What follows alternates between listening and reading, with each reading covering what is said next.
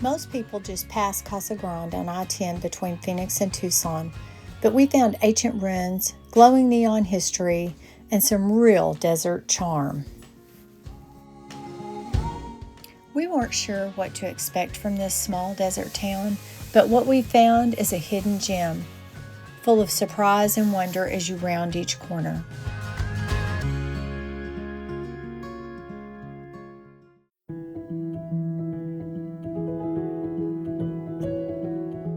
And as you round the corner, you find these beautiful artistic murals. They tell the town's story, rich with history and culture.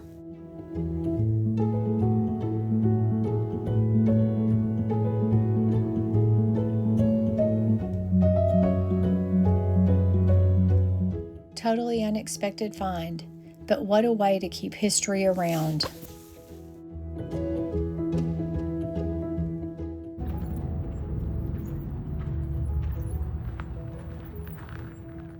Sometimes the towns you almost skip turn out to be the ones you remember the most.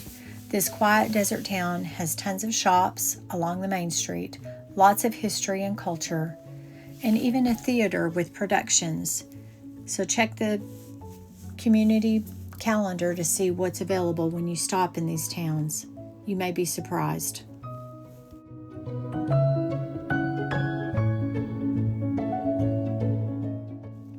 And along our way to the Casa Grande Historical Monument, we saw this field of saguaro cactus. Did you know it takes 60 years for an arm to grow on a saguaro cactus? Imagine how old this field is and what kind of stories it must tell.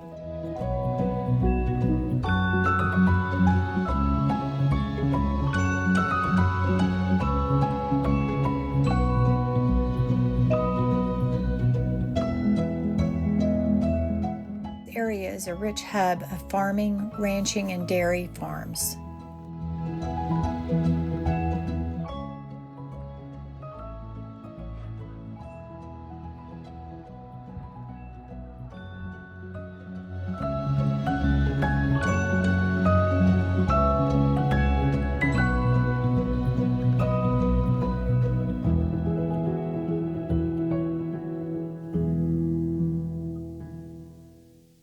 Casa Grande was one of the earliest protected monuments set aside by President Harris back in 1892. And in 1918, President Woodrow Wilson designated this place as a national monument. What you'll notice as you wander this museum is all of the beautifully decorated pottery and baskets. These people that lived here weren't just surviving, they were thriving. So what you see here isn't just old bricks, it's a story carved in the desert, a window into the people who thrived, created something incredible, and left behind a mystery that still draws us here today. They took their red on buff pottery and traded it for shells from the Gulf of California and copper bells from the South. So they weren't isolated, they were a connected people.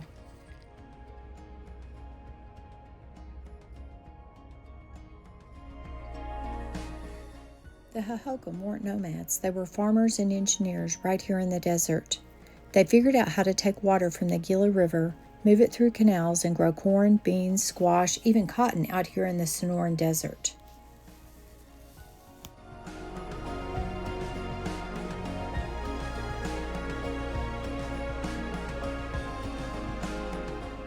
By around the mid-1400s, the people who built this place packed up and left. We don't know exactly why. Maybe drought, water issues, or changing conditions. But whatever happened, the community wasn't permanent. That's part of what makes it so powerful.